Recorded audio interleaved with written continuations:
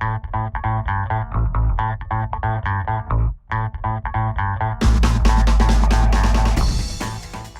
marche. Donc bonjour. Donc on va vous présenter le XAPA Broquedis. Donc je travaille avec Anne Desieux qui est éducatrice et avec le docteur Astrid Moré-Kaplan qui est médecin addictologue au niveau de la structure. Donc madame qui avait présenté, vous parliez d'un XAPA résidentiel dans lequel vous travaillez. Mais nous c'est aussi un XAPA résidentiel, donc il se retrouve à Saint-André-de-Seignan dans les Landes. Nous travaillons donc avec l'hôpital régulièrement pour des situations complexes. Et donc on a choisi de vous présenter le film qui explique un peu comment fonctionne le XAPA. Comme ça, il y a des témoignages de patientes, de résidents, et puis des professionnels aussi qui témoignent de comment on travaille dans un XAPA avec hébergement. Et je pense qu'à l'issue, on aura peut-être un petit peu de temps pour répondre à vos questions. Merci.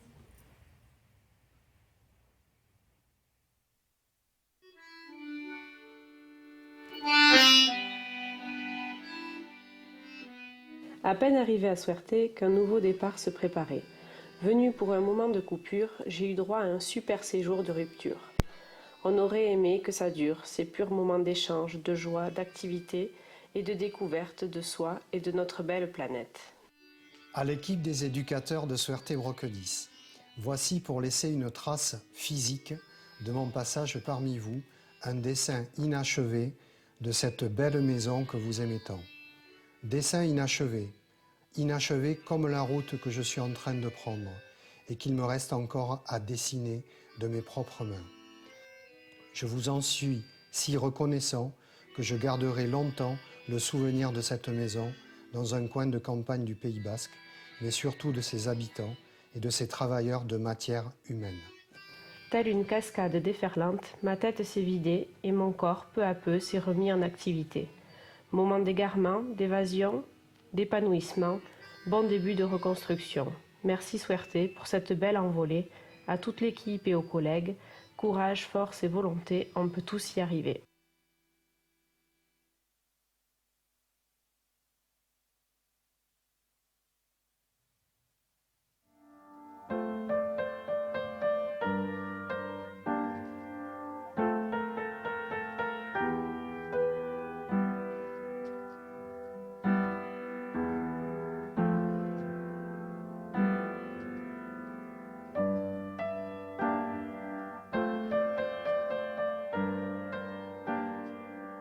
Le XAPA Broquedis est un centre de soins, d'accompagnement et de prévention en addictologie. Il y a des XAPA ambulatoires et des XAPA avec hébergement. Ici, c'est un XAPA avec hébergement, c'est-à-dire que les gens viennent ici pour y vivre pendant un certain temps.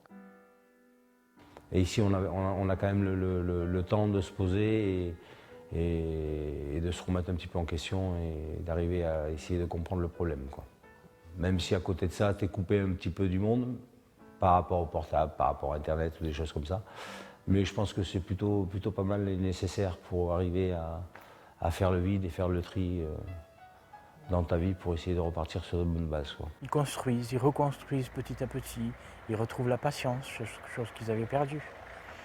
Et puis ils retrouvent l'écoute de l'autre, l'écoute envers l'autre aussi, parce qu'ils arrivent à s'écouter entre eux. Tout ça, ça se fait vraiment à travers le faire avec, dans les ateliers, avec les soignants, d'être en lien. Parce que c'est vraiment des personnes qui ont des pathologies du lien. Ils sont soit trop proches des personnes, soit ils sont trop éloignés. En mettant la personne au cœur de son soin, on la fait participer vraiment à sa possible guérison. À travers les ateliers, vont permettre à ces personnes de reprendre plaisir à travailler, à refonctionner psychiquement, à pouvoir faire une tâche, aller jusqu'au bout, la finir. Il faut dire que par rapport à ça, on a quand même beaucoup de patients qui ont perdu énormément leurs repères. Et quand je parle de repères, je dis des repères spatio-temporels. Donc il faut qu'ils retrouvent un peu ce plaisir de vivre. Et c'est ce qu'on essaie de leur offrir ici, un peu quotidiennement, avec les contraintes que ça suppose. Et puis il y a aussi des temps de sport où on va tous ensemble et des temps de balade aussi à l'extérieur. Il y a aussi une dimension thérapeutique avec des thérapeutes qui viennent. Alors, un thérapeute qui est plutôt du côté psychodynamique et un autre plutôt du côté des techniques cognitivo-comportementales, c'est-à-dire qu'on travaille la question de la rechute. Il peut y avoir aussi des accompagnements sur l'extérieur où ils peuvent rencontrer ceux qui en ont besoin, des psychiatres et différents thérapeutes. Et c'est tout cela qui est mis en musique un petit peu, hein, et qui est retravaillé au sein de notre réunion institutionnelle, qui est la colonne vertébrale du travail institutionnel. On essaye de réévaluer les choses, de réadapter. En fait, ce qui est bien là aussi, c'est qu'on peut parler de nos ressentis, parce que d'un côté, il y a nos ressentis, et d'un autre côté, il y a ce qui s'est passé concrètement. Et on a souvent des avis différents, mais qui se regroupent au final de ce que la personne est, parce que moi, ce que je regarde sur quelqu'un, c'est pas forcément la réalité, c'est mon regard. Et je crois que c'est hyper important aussi bien pour l'équipe que pour les résidents. Parce que quand les résidents voient qu'il y a une équipe qui est soudée et qui est présente, je pense que ça le rassure aussi. On se sert beaucoup de ce qu'on appelait autrefois la psychothérapie institutionnelle. C'est aussi, on va appeler ça la maison Brocodis, qui est soignante en elle-même, mais ça veut dire aussi qu'elle a besoin de soins.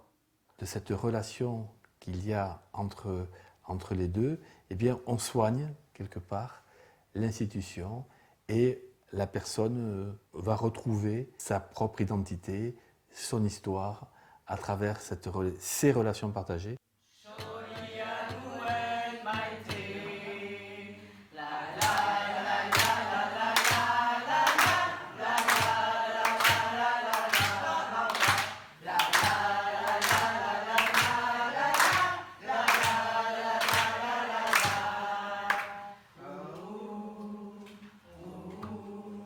C'est vrai qu'ici, tout le travail, on essaie de faire en sorte qu'ils puissent garder une trace de leur passage ici, au sein du XAPA Brocodis. Ça serait donc qu'elle puisse garder dans un coin de sa mémoire c'est les mécanismes qu'elle a pu mettre en place ici pour affronter les difficultés, je veux dire les difficultés banales de tout un chacun de la vie. Et que ces difficultés, avant, la mettaient en état de rechute, et de reconsommer des drogues ou de s'échapper ou de fuir. Et donc, comme toutes ces choses-là sont abordées ici pendant le séjour, c'est que la personne garde trace de ça pour pouvoir s'en servir ultérieurement.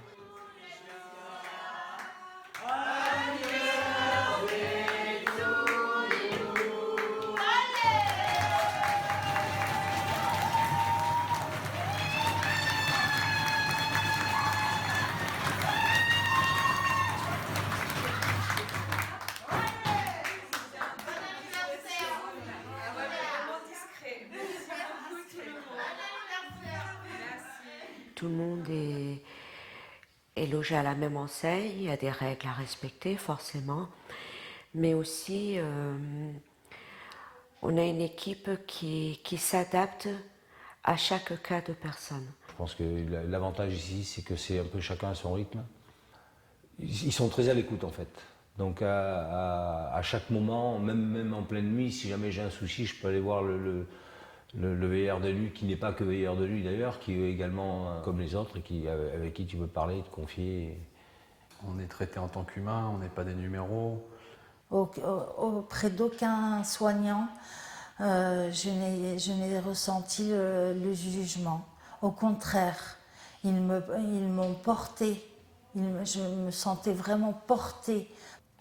La chose la plus spéciale ici, c'est les soignants, car j'avais fait d'autres cures auparavant dans d'autres centres, et c'est vrai qu'ici, c'est quand même, il y a une atmosphère particulière et où il y a quelque chose qui peut paraître bizarre au début quand on arrive, la première heure où on est là, on va se dire où c'est qu'on est tombé, mais au bout de quelques temps, quand on arrive à avoir confiance, à instaurer une confiance avec les soignants, moi, c'est surtout les soignants. L'endroit, oui, aussi, il y avait le temps, mais la première chose, moi, c'est les soignants. Tout au début, tu es là, tu es pressé de partir. Mais en fait, à force de rester là, tu te sens vraiment chez toi. Je suis devenue un moment, je me suis sentie vraiment chez moi.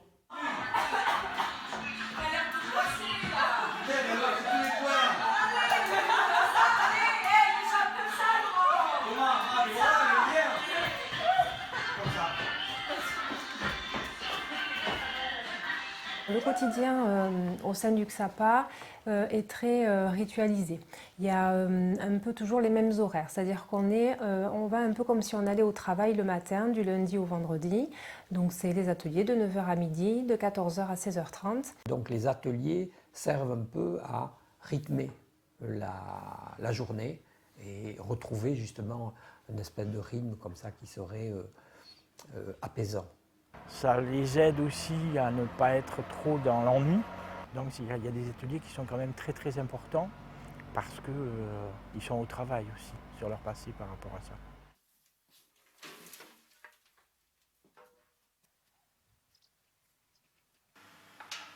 Je pense que ce qui est important dans les ateliers, ce n'est pas tant l'activité en elle-même qui est importante, mais ce qui se passe à travers l'activité. En fait, l'activité, c'est un espace où le résident, tout en travaillant, peut exprimer une souffrance, peut parler de son histoire. Je crois que c'est surtout ça qui est important. C'est pas tout rose. Ça représente bien aussi le brouhaha qu'on peut avoir dans la tête, je pense, en pleine descente de conso. Avec le mix, là, tout ce bazar. Et donc, voilà, après, tous les autres addictions qui peuvent être reliées. Hein. Donc tout ça, c'est que de la consommation, le premier cercle. Et après, on arrive vraiment dans l'addiction. Parce qu'une fois qu'on consomme une fois, deux fois, et que ça prend trop de place dans la vie de tous les jours.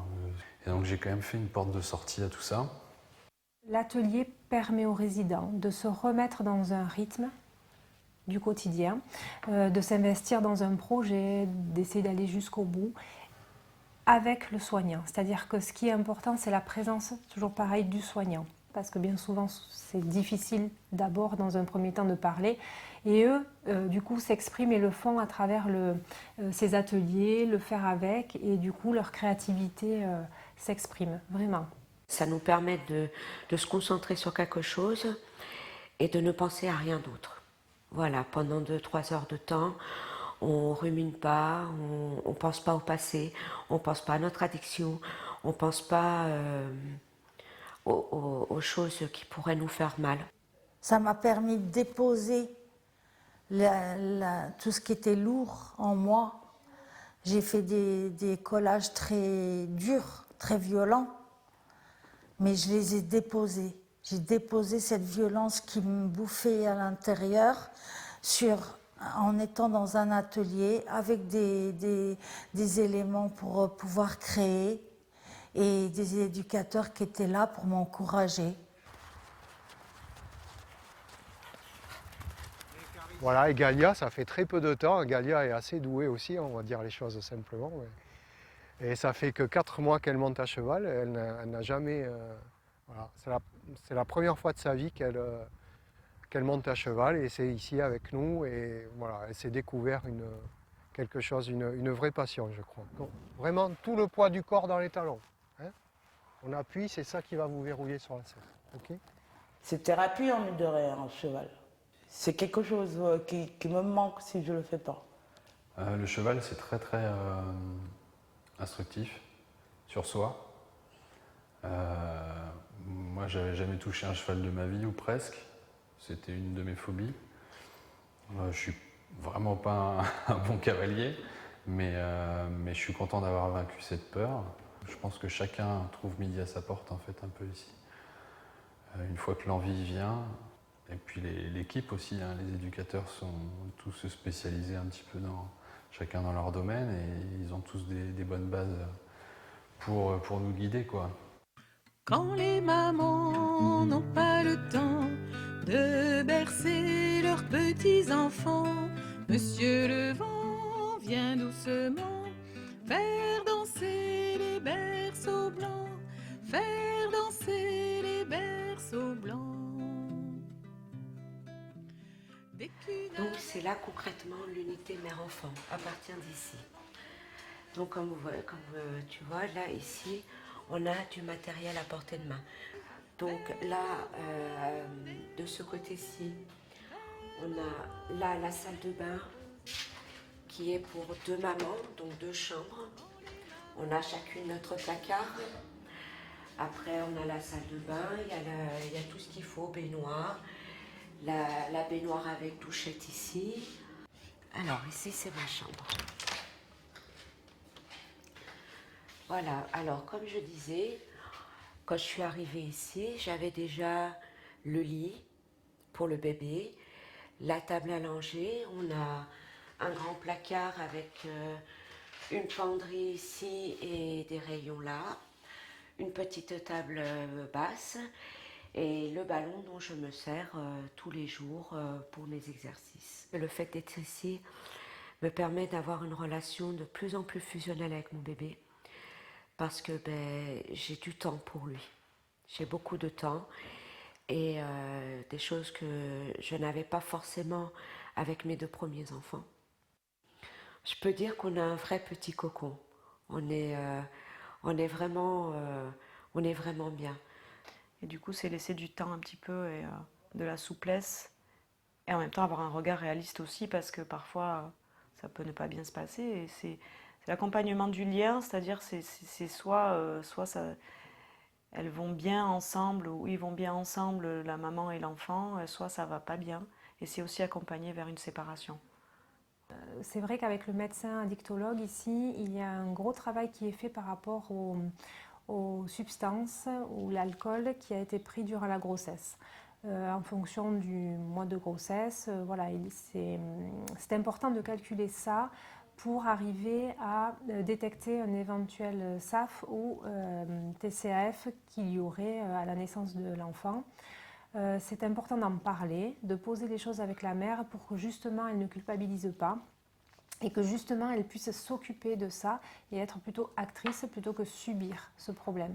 Et donc toute la prise en charge ici, ça va être de beaucoup parler, de beaucoup dédramatiser par rapport à tout ça et en même temps de mettre en place des choses, des actions adaptées à cette prise en charge d'un bébé qui serait atteint d'un SAF ou d'un TCAF, c'est-à-dire avec la psychomotricité ici que nous avons.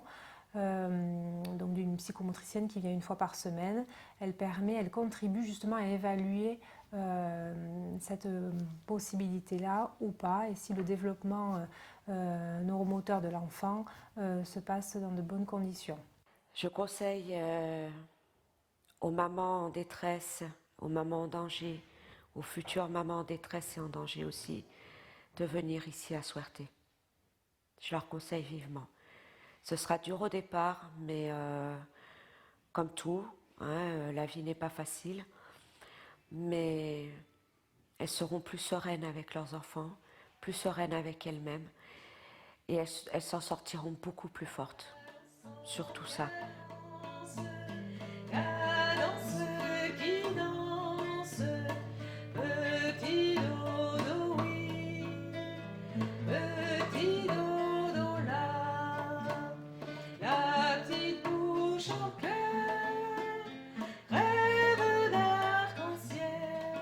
Et donc, je sais que personnellement, le premier atelier voix que j'ai fait, honnêtement, m'a énormément bouleversée. Parce qu'au lieu de penser à mon bébé que j'attends, j'ai pensé à mes 2 autres enfants. Et le fait que je ne les ai pas avec moi, tout ça, donc ça m'avait rendu complètement triste. Et du coup, après, avec ma séance de psychothérapie, on en a discuté. Et du coup, maintenant, je fais mes ateliers, enfin, les séances d'atelier voix, vraiment en m'occupant que de mon fils actuellement. Et lui, ça lui permet d'entendre des bruits différents, des sons différents, des voix différentes. Et moi, je le ressens quand il bouge différemment selon les sons qu'il entend.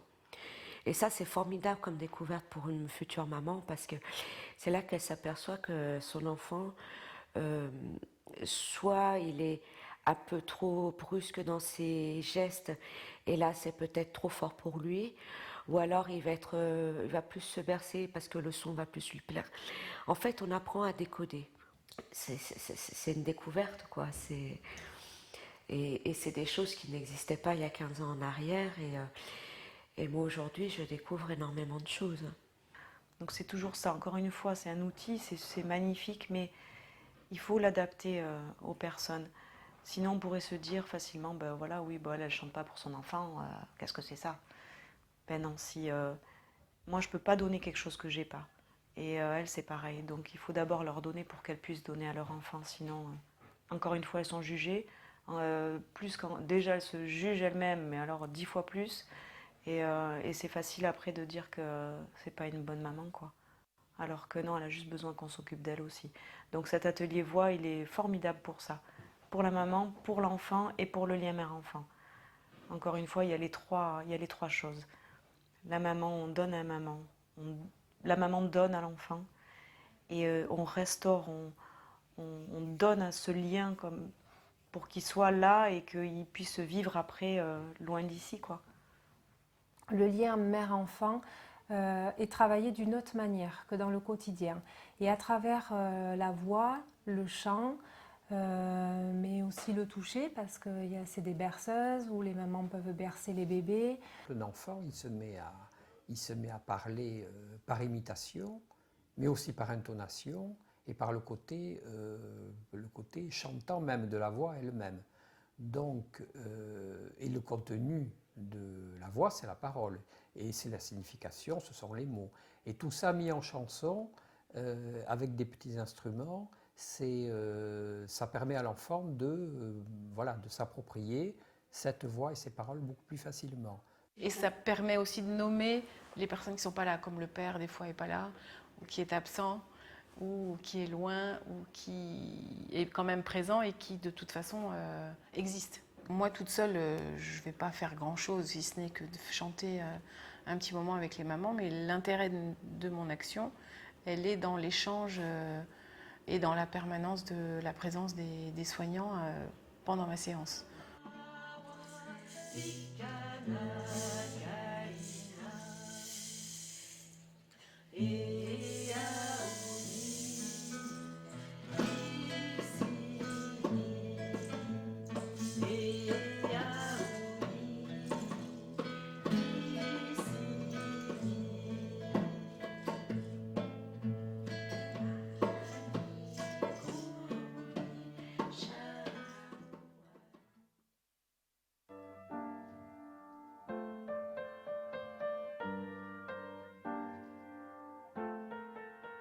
Là, franchement, ils m'ont aidé franchement de tous les côtés, on va dire. Hein, de bien ou de mal, il y a eu des hauts, il y a eu des bas. Mais ils m'ont sorti de là, franchement. Là, je revois mes enfants. Ils m'ont refait, franchement, et je leur remercie. Ils nous apprennent à reprendre goût à ces toutes petites choses et au fur et à mesure, on reprend goût à d'autres, quoi. Au jour d'aujourd'hui, je sais que j'ai des mains qui sont tendues, des oreilles qui m'écoutent et qui sont là pour m'épauler. Je veux dire, on peut dire qu'ici on est considéré comme une grande famille. Et je leur remercierai jamais assez, je pense. Je ne serai jamais seule. S'il me y arrive des choses, des problèmes dehors que j'espère pas, je sais qu'ils sont toujours là. Je peux prendre le téléphone direct et les téléphoner. Même en étant à distance, je sais qu'ils sont toujours là.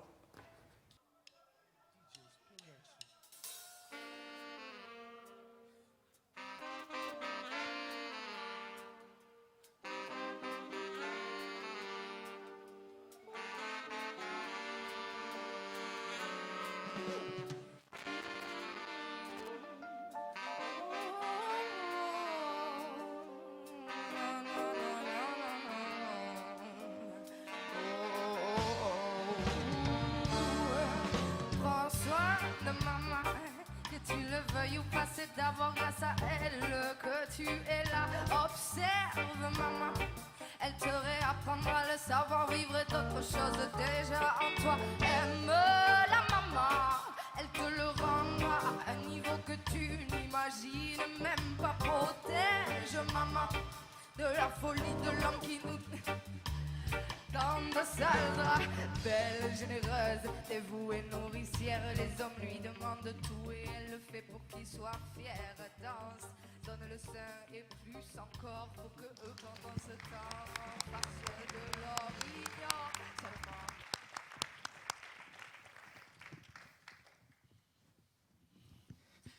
Alors, je suis sûr que vous avez des questions Voilà, vous pouvez peut-être, si vous voulez, donner des précisions ou attendre les questions, comme vous préférez. Donc, vous avez des questions, oui?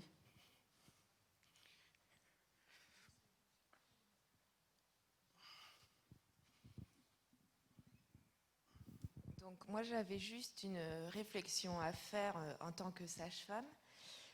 C'est qu'on a beaucoup parlé de la femme enceinte avec des addictions. On n'a pas trop parlé aujourd'hui du couple qui a des addictions. Et c'est vrai que malgré tout, dans certaines prises en charge, le fait qu'il y ait un couple à prendre en charge complique vraiment la possibilité de mettre en place des soins, notamment pour avoir accès à des structures comme la vôtre, où le fait d'avoir par exemple un conjoint complique vraiment les projets à mettre en place. Voilà. Et je voulais dire que parfois effectivement on prend en charge la patiente, mais parfois aussi il y a carrément un couple à prendre en charge.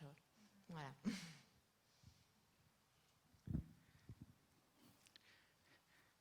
Vous voulez répondre peut-être ou d'autres questions en attendant? Allô? C'est bon, ça marche? Oui. Oui, effectivement, on ne prend pas les couples. On accueille les mères avec leurs enfants. En tout cas, de l'expérience qu'on a, j'ai souvenir de très peu de situations où il aurait été vraiment adapté que le couple puisse venir. C'est vrai que ce qu'on rencontre fréquemment, c'est quand même tout un contexte de violences liées à des addictions du couple parental, on va dire, avec des séparations, des choses assez de rupture explosives. Donc difficile aussi d'accompagner ça c'est sûr. Après, ce qui est possible de faire, quand les pères ont reconnu l'enfant et qui sont présents et qui souhaitent s'occuper de lui, il peut y avoir des visites qui sont faites dans un point rencontre qu'il y a sur Bayonne, avec le trait d'union, certains d'entre vous doivent connaître. Donc on peut mettre en place des visites comme ça. C'est sûr que pour les personnes qui viennent de plus loin, c'est un peu plus compliqué. Voilà. En tout cas, on essaye de privilégier le lien quand ce lien est là, bien sûr. Merci. Une autre question. Alors, on a le professeur Ala qui est en direct live depuis Bordeaux, qui est prêt à parler. Donc, on va prendre qu'une autre question, tant que la technique semble marcher. Oui? Oula. Allez, ça me fera faire le sport de la journée.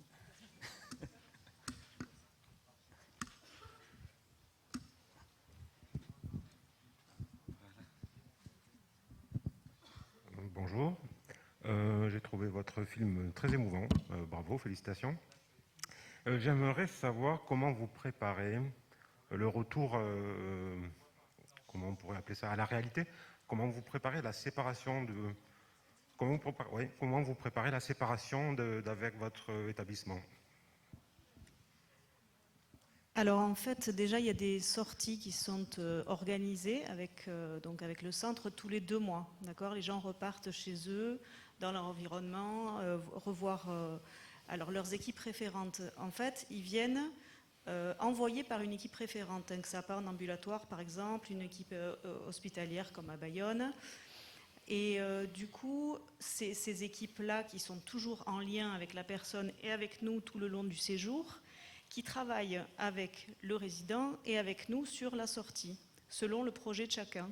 Alors il y a des gens qui ont un projet assez, on va dire, banal de rentrer chez eux parce qu'ils ont un appartement. Il y en a qui n'ont rien du tout et on fait avec eux des recherches. Il y en a qui croient partir en appartement et puis on se rend compte ensemble au fur et à mesure qu'il n'est pas prêt à repartir tout seul. Et du coup l'orientation est par exemple une communauté thérapeutique. Enfin, tout est organisé au fur et à mesure avec la personne, avec nous et avec l'équipe référente. D'accord ? Parce qu'ils ne viennent pas comme ça sans une équipe qui les accompagne. Et justement, on parlait de cette d'un réseau de plusieurs personnes qui pourraient faire le trait d'union, enfin, ou qui pourraient justement suivre mieux ces mères ou ces hommes, hein, mais pour éviter justement qu'elles disparaissent ou qu'il y ait des ruptures. Et nous, vraiment, on s'appuie beaucoup sur les XAPA, sur les ELSA, sur les ANPA, sur des médecins traitants, des médecins addictologues, psychiatres, tous ceux qui sont à un moment donné sur le parcours de la personne, la PMI, l'ASE, au maximum pour justement faire du lien, parce que la réussite, entre guillemets, ça va être ça, c'est de maintenir le lien, quoi qu'il se passe, mais de toujours maintenir le lien pour essayer d'arriver à ce que les choses cheminent, évoluent, même si ça prend du temps. Et donc, nous, on fait vraiment un gros travail, on essaie en tout cas, en amont, de faire un gros travail avec toutes ces équipes référentes, qu'on appelle. Vous avez dû remarquer que le médecin a changé de tête entre le film et maintenant. Moi, je travaille sur la structure donc, depuis 2 ans et mon rôle, c'est de coordonner justement de coordonner les soins, de travailler en amont avec les équipes qui nous adressent les patientes, si on parle spécialement de notre unité mère-enfant. Donc vraiment, il y a tout un travail de préparation avant l'admission d'une résidente, que ce soit au moment de sa grossesse, en postpartum, ou on accueille aussi des mamans avec des enfants jusqu'à l'âge de 3 ans. Et c'est important de pouvoir justement bien travailler cette admission pour pouvoir, pendant le séjour, continuer le lien et puis aussi permettre au moment de la sortie de faire en sorte que ces mamans ne sortent pas avec pas de suivi en XAPA, pas de suivi de PMI pour les enfants. Il y a tout un travail de coordination qui est fait et de maintien du lien, en tout cas, avec les structures qui nous ont adressé les patientes au moment de leurs soins sur la structure. Nous, on a un XAPA donc résidentiel, donc on accueille des résidentes avec une problématique addictive, souvent aussi associée des fois des pathologies psychiatriques. Donc c'est important de pouvoir aussi avoir du monde autour qui vont pouvoir justement accompagner la maman dans de bonnes conditions. Et le séjour chez nous, c'est un petit moment aussi pour cette future maman ou cette maman avec enfant d'avoir un moment sans consommation. Pour certaines, c'est des fois la première fois qu'elles sont sans produit pendant un certain temps. Elles peuvent rester sur du long terme, même plusieurs mois. On a des mamans qui sont restées plus de 9 mois, 1 an je crois même. Donc on a pu les suivre au moment de la grossesse, les accompagner au moment de l'accouchement, les suivre dans les premiers temps aussi du lien avec leur enfant, d'être aussi observateurs et de les accompagner justement dans ces premiers temps où elles sont avec leur bébé.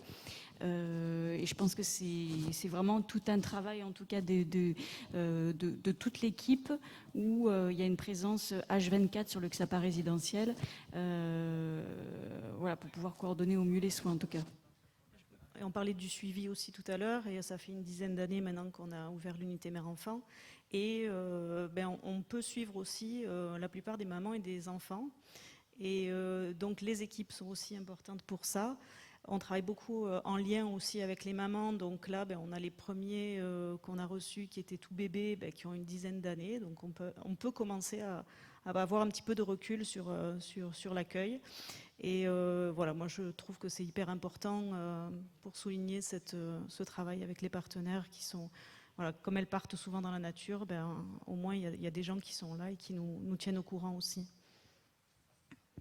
Dernière chose, en fait je crois que cette maison, avec ceux qui sont là à l'intérieur, amène en fait une grande sécurité à ces mamans et à ces enfants. Et je crois que ça c'est capital et que c'est le démarrage d'être en sécurité pour pouvoir commencer à travailler quelque chose derrière. Et tout ce qu'on a dit de stress, de violence, de choses, je crois que déjà ce cadre rassurant-là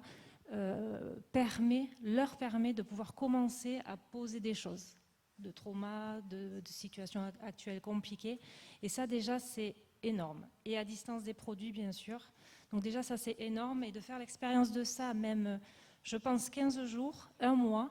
Et c'est pour ça qu'on a mis les coordonnées. Il faut surtout ne pas hésiter à nous appeler pour demander. on ne sait pas, on voit, on en discute, mais je crois que même 15 jours, ça peut être très profitable pour une diade mère-enfant. Voilà. Merci beaucoup. Merci.